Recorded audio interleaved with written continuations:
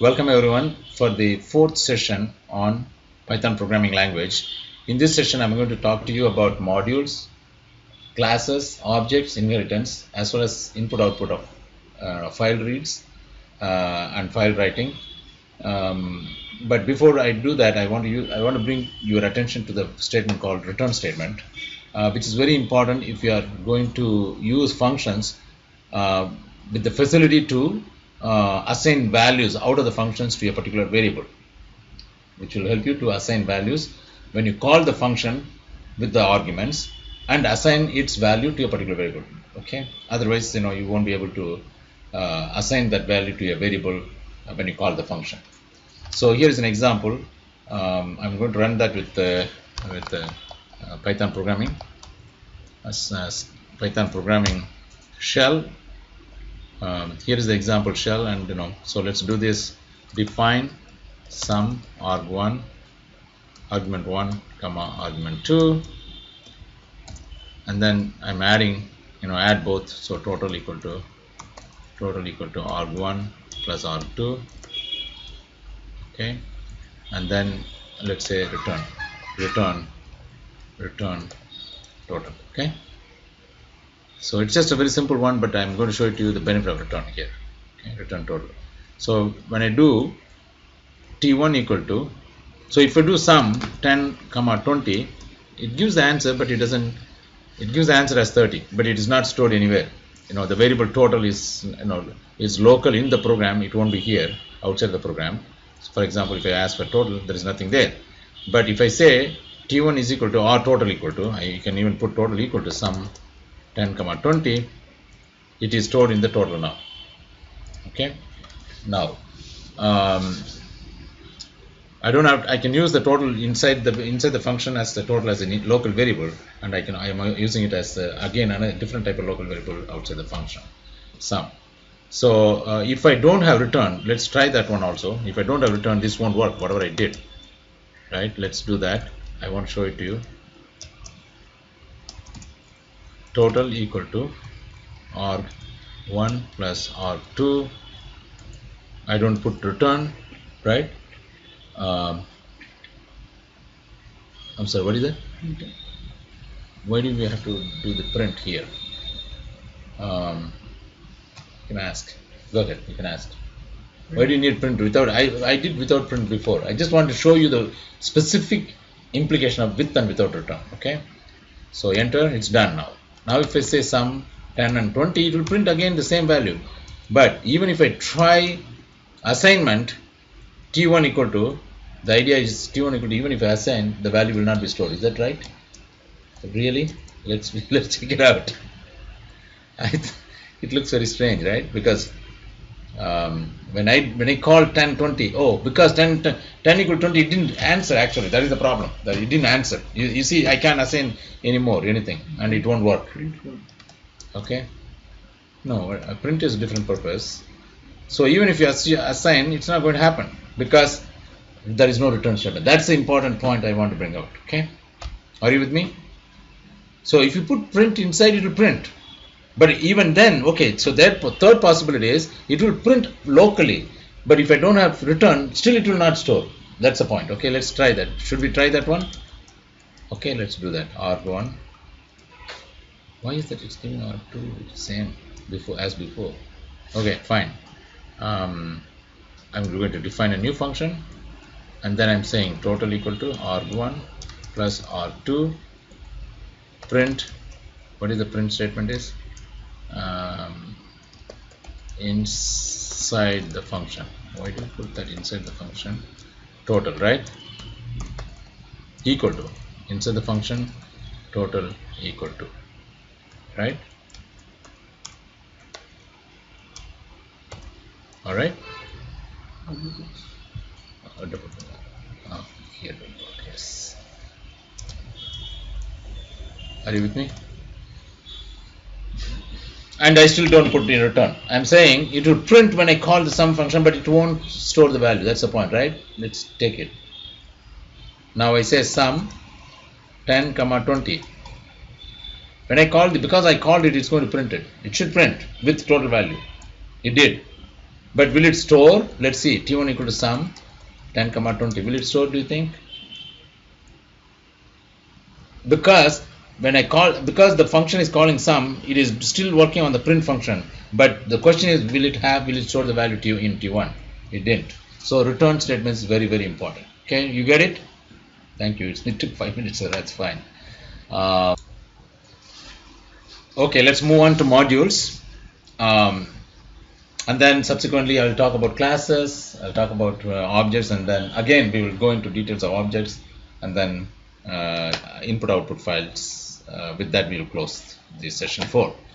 A module allows you to logically organize your Python code in various pieces. Okay, a module is a collection of methods. So a method is a function, and simply a module is a file consisting of Python codes. A module can define functions, classes, and variables. Okay, it can also have classes and variables. The difference between module and classes is the following. Okay, a class is an application-specific collection of methods for object creation. It may have user-defined or system-defined modules. Okay, listen very carefully. This is almost, I perfected this statement working with one of my good students. Class is an application-specific collection of methods. Methods is just basically functions. Okay, methods for the sole purpose of creating objects. And we will talk about example objects later on. For the sole purpose of creating objects, but then it may have user-defined or system-defined modules. And then I told you modules are collection of methods. Okay. So here is an example.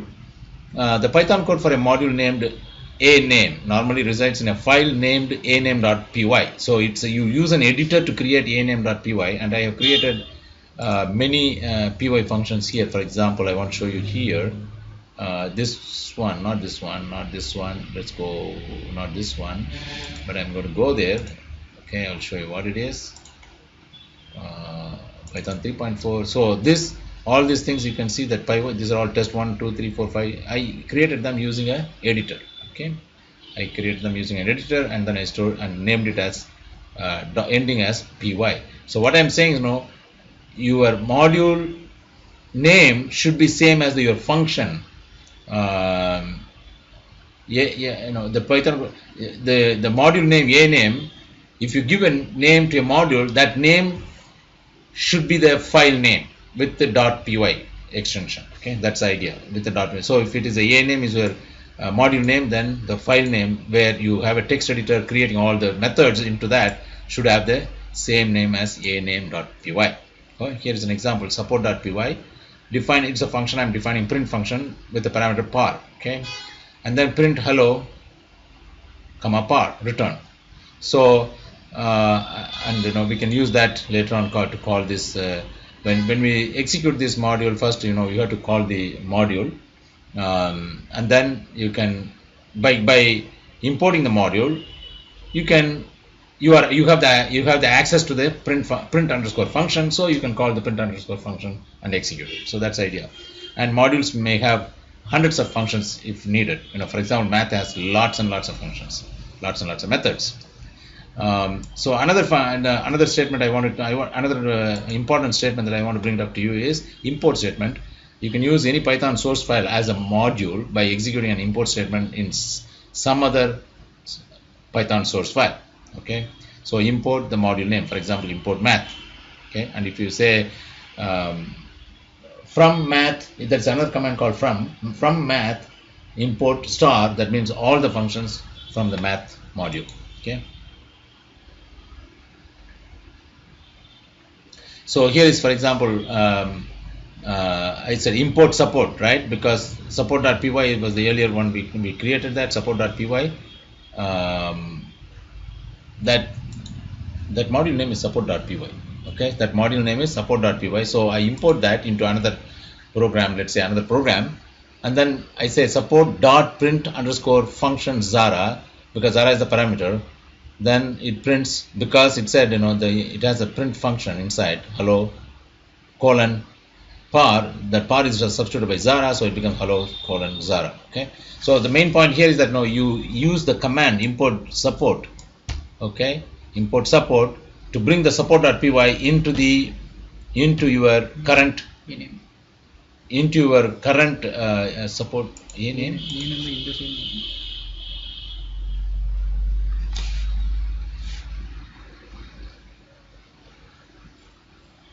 The module is support.py, right? Support.py. It should have the, no, you gave this as an example, right? We gave this as an example, but we really used this one.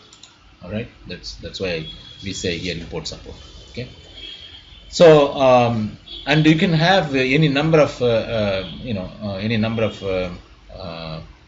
specific methods or functions from that particular in this case mod name. Okay, mod name is just an example here. Import a specific method here, name 1, name 2, name n. Okay, if you put star, it brings in all the functions that are defined, all the methods that are defined under the module mod name. So let's go through the definitions of classes and objects. A class is a user-defined prototype or blueprint for object generation, object creation, that defines a set of attributes and characterizes any object for that particular class. The attributes are data members, also called class variables and instance variables, and methods accessed via dot notation. Okay. Class variable, again, I'm going to define all these words so that you can recall them in the specific situations. A class variable is one that is shared by all instances of a class. Class variables are global variables, but available only when you access the class. Class variables are not used as frequently as instance variables are. You will see what instance variables are later on. Okay, but a little bit of confusion is here, but we'll clarify that a little later. Just I wanted to take the message that a class variable is coming out of the class instances, and it is made available through the class, and they are becoming global variables through the instantiation of the class variables. Instantiation means actually specific application of a data point to the class variables and to class methods. A data member is a class variable, again holds data associated with the class and its objects. We may even call it this as a class specific data member. Okay. Inheritance refers to transfer of characteristics of a class to other classes that are derived from it. Sometimes the original the transfer of the original class is called parent class, and the classes that are derived from that is called children. Okay.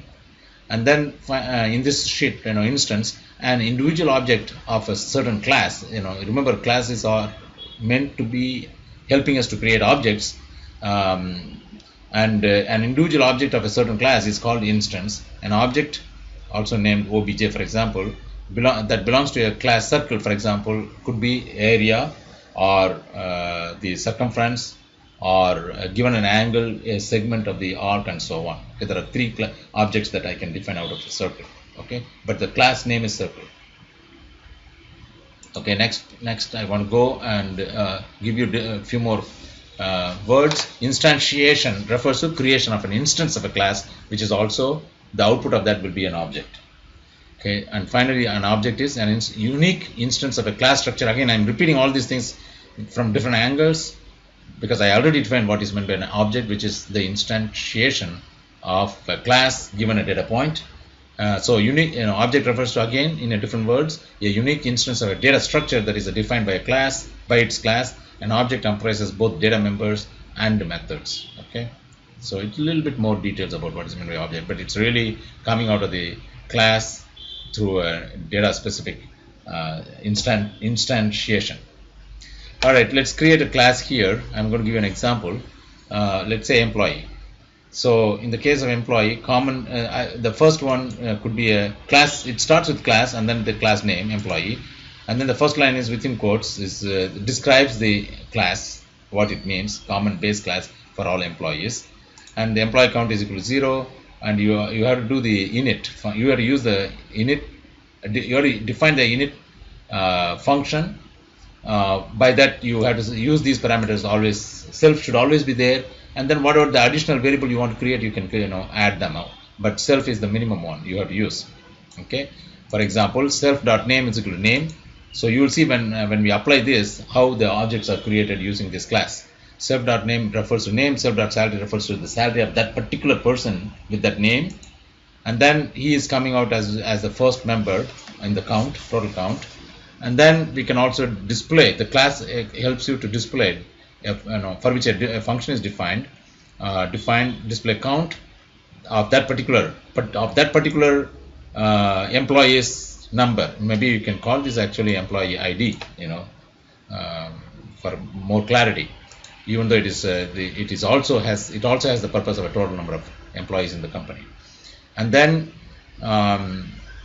define another one, display the employee. That is you can that's another function defined inside the employee class, but the purpose of that is basically print the name and salary for that individual. But right now there is no individual here. The individual is called self, but then self is not instantiated yet.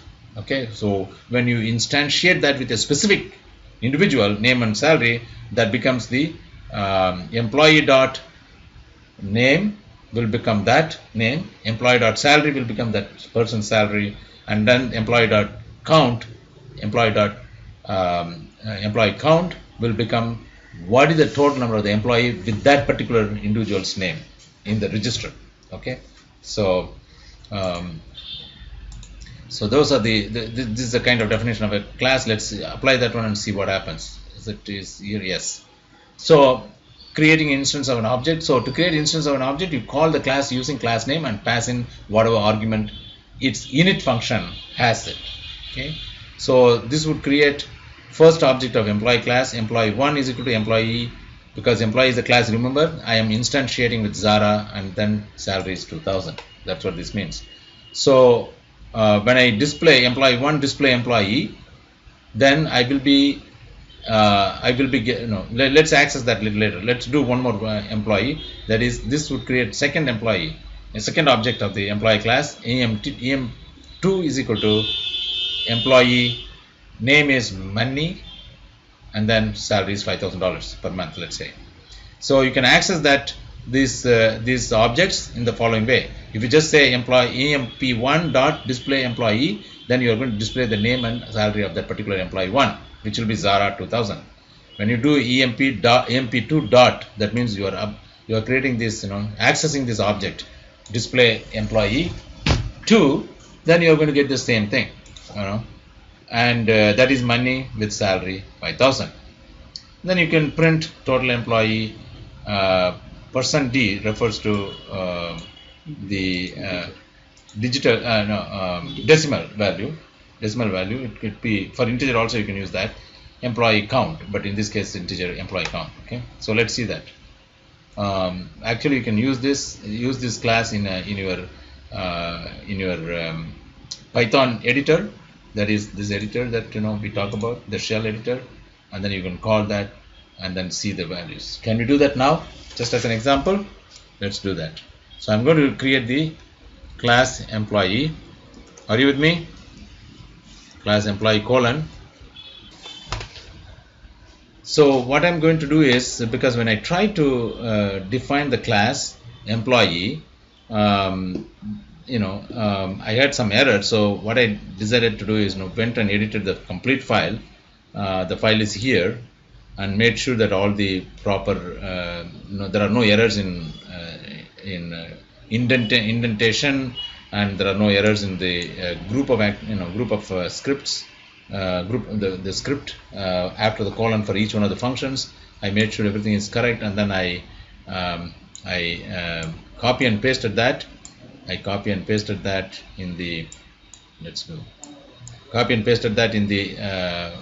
shell, Python shell, and it accepted.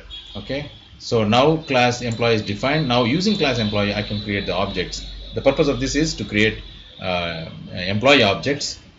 So I just checked whether it is available or not as a class as one of the main functions, as one of the members in the main class, in the main underscore main object. That's also an object. So and then I checked that, and it is there. So now I went and instantiated the employee 1 emp1 with Zara, name Zara and salary 2000, and the second employee was instantiated with the employee class using name Manny and 5000 salary. And I want to check again whether what is the status of EMP1, and it comes back as object here. You see that one, and it is part of the coming out of the class employee.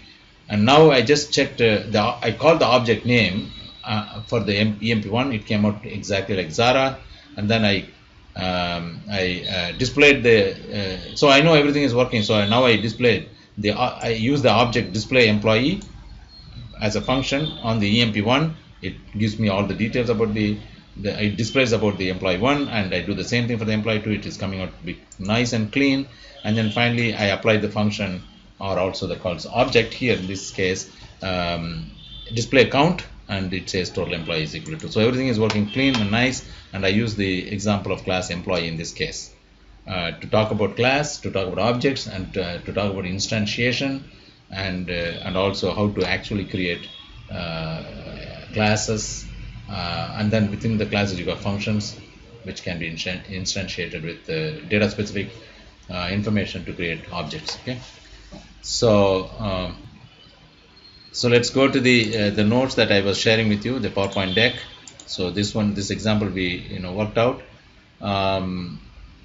In the inheritance, we can go over the inheritance also here in the same way. Let's specifically I will call it as parent versus child, so it is more explicit. Again, it's a class. Okay, so class is parent attribute is, let's say, 100, some value called parent attribute is 100, and then again I have to, because it's a class, I have to always have the init function defined first, and that has to have the minimum of self, and then in that I am just printing calling parent constructor. That's all it is, nothing else. And then parent method says self calling parent method, and then set attribute, again another function, set attribute self attribute, and the attribute is equal to ATTR. Okay, so in this class I'm going to show you how the parent and child relationships are constructed in this class. So the class, let's start to be explicit about this expression and the construction. I'm going to call the first one to be the parent and the following one to be the child, and class parent has the global value as 100. In other words, hard coded as 100, but then we can construct it differently as we go along. So every class should have an init function. So we have different function, that is DEF, defined function, underscore init self is the minimum one you have to put, and then print the function. The important thing that it does is just it says prints the calling parent constructor. That's all it says. And then define parent method, again it should have self calling parent method, but everywhere the purpose of the function is as a simple print function is called in. That's all to it. Okay, but it could be a very complex function or method. And then we are setting attribute to the self that is redefines for the specific instantiation. Originally it's 100, but that particular instantiation it may turn out to be the value that we set aside as a ATTR value in that particular instantiation, and that is parent dot parent attribute. It will be called parent attribute for the parent, and then you can get that attribute, and that get attribute is basically parent dot parent attribute as a print function. Okay, so now define a class child, but the child is identified to the parent through the link parameter parent inside the child function parameter, within child left parenthesis parent right parenthesis colon.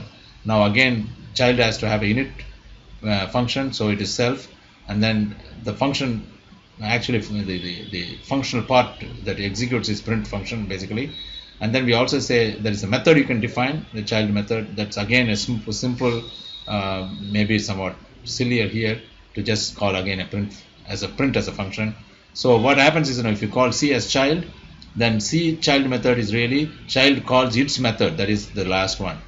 Okay, and then C parent method calls this particular one. Okay, calls parent's method. Set attribute, C set attribute 200 means it is calling parents attribute function, set attribute function. Okay, and that will have 200 will be replaced replacing this 100 value, which is otherwise is this default value, and then get attribute you can get from the parent. Again you see that C is a child, but then it's getting all this functional instantiation from the parent. So this is the inheritance principle. Even though it is very simple, very simple, but the foundations are exactly same. So when we call this function C dot child C dot C equal to child left parenthesis right parenthesis C dot child method C dot parent method C dot get set attribute C dot get attribute, these are all this will create outputs, and the outputs are calling child constructor, child method, calling parent method, and parent attribute equal to is 200. So it will output all those things. Okay. Finally, I want to talk about file IO. We know that print. If I say print, Python is a really great language, isn't it? Python will just print that sentence at your in your shell. Okay, it will come out to be like that. For example, if I just say that, let's just copy and paste, see what happens. It may or may not work. You know why? Because it may not carry these the tags correctly into this. But let's see. I'm going to show you here. So I think so far is okay. I think it shouldn't be a problem. See, but here is a problem. See, this is not correct. It should be like this. Okay. So it did print. So if I had not corrected here, it would not print. But anyway, so we know that this happens. We have seen that many times. So how do we give input to through the keyboard? So there are two functions called raw input versus input. If you do the raw input, so that's what I'm telling you here. Okay. Let's see. If I give the raw input, when I say the raw input, string is equal to raw input, it just takes whatever you give as a string. Okay. That's what raw input is all about. Raw input function reads one line from standard input and returns it as a string, removing the trailing new line. And on the other hand, input gives you is equal to raw input, except that it assumes the input is a valid Python expression. Okay, so input is you can give an expression. You can give an expression along with that. It provides you an option to enter a specific expression. And then it gives you the option to enter your value or string. Okay, let's define a file object, and then using file object, let's read some values here. I'm going to give you an example here. So here is an example how to read data from a text file. How to read data from a text file or any file. Okay, that's what I'm going to do. I'm going to show you an example. Let's look into this example here. Open file, fo is equal to open. It's an object, and so let's do this one. It's an object, and it's also called file handler. Open this particular fread.txt. I have already created that file. I'm going to show it to you. Fread.txt is this. Okay, which has 7 lines. Okay, that is available in that particular folder, where the Python 3.34 is available. And R plus means opens for reading and writing. Okay, cannot truncate a file. There are various parameters that I have listed them here. Just if I put R only for reading, when I put R plus, it's useful for reading as well as writing. And then I'm creating string fo dot read, because read is an object of the fo. And it reads 10 characters. That's what it means. If you want to read 10 lines, you have to say read lines. We will see that a little later as an example. Okay. And then if I print this one, it will only print the first 10 characters of the file. We will see that quickly. Here it is. Okay. So let's do this. fo equal to open left parenthesis fread dot txt comma. I'm going to put it as R plus, right? I don't have to put R plus. R is good enough. Also R plus, it's okay because I tested it. It's working clean. So fo is it's a class, right? And the object of that is read. If I say like that, then it will read only by character by character. So I'm going to put it as string 1 is equal to f4 dot read 10. If I do this, it only reads the first 10 characters of the first line in the file fread.txt. How do I know that? Let's do this one. You see this, my name is Sam. It's supposed to be first, the whole line is my name is Sam, but then it truncated with the 10. Okay, this one is 0, this one is 0, 1, 2, 3, 4, 5, 6, 7, 8, 9. Remember, 10 means it has to go only up to 9. Alright, you have to be careful about the read lines function. So whenever I make a mistake, I have to go, you have to close the file. You remember that, because otherwise the pointer is sitting there at some place, somewhere which you don't want. Because when you start second time, it will start from that point onwards. So I closed the previous trial, and then I opened with fo is equal to open read text within quotes read text comma r plus within quotes r plus, and then I am reading every line, all the lines with this command f4 dot read lines into the S2, and then when I can check what S2 has it by calling in S2s, and you can see that each one of the line is written as a member of a list. Okay, so all the 7 lines are written as members of a list. It's S2 is a list, so I can just print that for I in S2 colon print I can do that. Okay, and then it comes out to be my name is Sam, my age is 60, I live in Chennai, I know Tamil, I have 3 brothers and 2 sisters, I am learning Python, and Chennai is warm now. For fun I have given my age also. Okay, but if you don't want that, the lines in between open blank lines, then you have to do i.strip function. You have to apply the strip function, so it takes out the blank lines, and then now you have exactly like what I have written in my text function. See, let me show that one. So here it is. Okay, this is read and printed as shown in this simple example of reading a file and then outputting it. Okay, that's all I wanted to cover in the 4th session, and thank you very much everyone.